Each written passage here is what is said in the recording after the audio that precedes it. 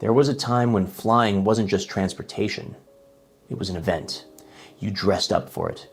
You told your neighbors about it. And if you were lucky enough to see that blue globe on the tail fin, you knew you were about to experience something that most people on this earth would never get to feel. Pan Am didn't just fly people around the world. It made the world feel possible.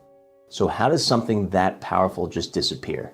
That is the question that has been haunting aviation history for over 30 years. To understand Pan Am, you have to understand one man, Juan Terry Tripp. Born in 1899 into a wealthy New York family, Tripp was obsessed with aviation from the moment the Wright brothers proved it was possible. He wasn't a mechanic or an engineer, he was a visionary, a deal maker. The kind of man who could walk into a room and convince people to hand over millions of dollars for an idea that hadn't happened yet. And the kind of man who never once thought small. In 1927, Tripp launched Pan American Airways with a single airmail contract between Key West, Florida and Havana, Cuba. The first flight covered just 90 miles, a short hop over warm blue water.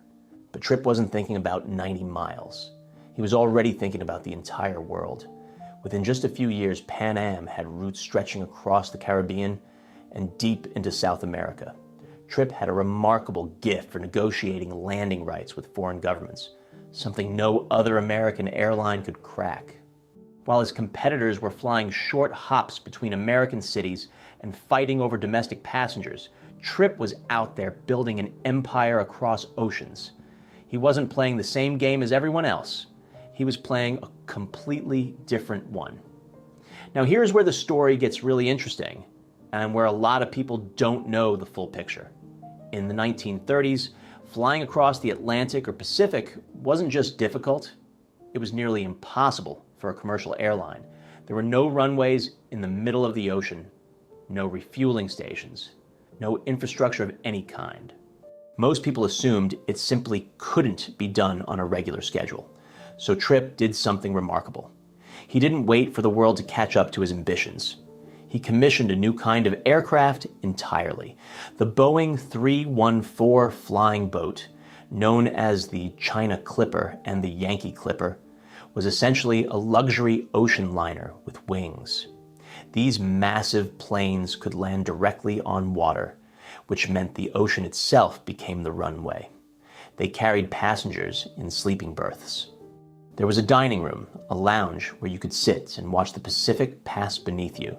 Meals were prepared by professional chefs. Crossing the Pacific took multiple days, with overnight stops in places like Honolulu, Midway, Wake Island, Guam, and Manila.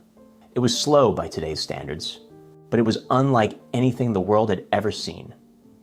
If you were a businessman or a diplomat in 1939 and you needed to get to Asia, Pan Am was the only way. And it cost what today would be thousands of dollars per ticket. These weren't ordinary travelers. These were senators, movie stars, industrialists, and generals. People who had the money and the reason to cross the world. And Pan Am took care of them every single mile of the way. Pan Am was America's face to the world, before most Americans had ever seen the world. After World War II, everything changed again. The age of the propeller plane gave way to the jet engine. And once again, Juan Tripp was first in line. In 1958, Pan Am launched the first transatlantic jet service using the Boeing 707. The flight from New York to London that had once taken 16 hours by propeller plane now took 7. The world shrank almost overnight. Business travel exploded, and Pan Am had beaten every competitor to the punch. Again. But Tripp wasn't done, not even close. In the mid-1960s, he sat down with Boeing's Bill Allen, and the two men made a handshake deal that would change aviation forever. Tripp ordered 25 of a plane that didn't exist yet. A plane twice the size of anything flying at the time. Boeing would have to build a brand new factory just to manufacture it. The engineers called it a moonshot. Many people in the industry thought it was madness. That plane became the Boeing 747. On January 22, 1970, Pan Am operated the very first commercial 747 flight from New York to London. The plane could carry over 400 passengers at once. Ticket prices began to fall. Flying across the Atlantic was no longer just for the wealthy or the powerful. Ordinary American families could now think about international travels in a way they never had before. Pan Am had democratized international travel, and the man who made it happen was already retired. At its peak, Pan Am employed tens of thousands of workers across the globe. Pilots, mechanics, ground crews, reservation agents, and the flight attendants, who became true icons of American style. Being a Pan Am stewardess in the 1960s was one of the most competitive jobs in the country. Applications flooded in from women across America. The training was rigorous. The standards were extraordinarily high. The uniform, the hat, the confident stride through an airport terminal. It meant something. To the women who wore it and to everyone who watched them walk by. So how does something this powerful fall apart? It didn't happen all at once. It never does. The first real blow came from Congress. In 1978, President Carter signed the Airline Deregulation Act, which opened American skies to full competition. Suddenly, dozens of carriers were fighting for the same passengers. Prices were slashed. Profit margins disappeared almost overnight. Pan Am had a serious problem that deregulation made impossible to ignore. Unlike American Airlines or United, Pan Am had almost no domestic routes. The entire airline was built around international travel. When the rules changed and competition flooded in, Pan Am had no feeder system to keep its planes full. Passengers in Chicago or Dallas or Houston were flying a domestic carrier to New York and then switching to someone else for the international leg. Pan Am was losing customers before they even got on board. Tripp had retired in 1968, and without his particular genius for strategy and negotiation, the airline drifted. Leadership changed. The vision blurred. It sold off assets to stay afloat. The iconic Pan Am building in Midtown Manhattan, completed in 1963 and at the time the largest commercial office building in the world, was sold in 1981. The intercontinental hotel chain that Pan Am had carefully built up over decades was sold too. Piece by piece, the empire was being dismantled just to keep the lights on.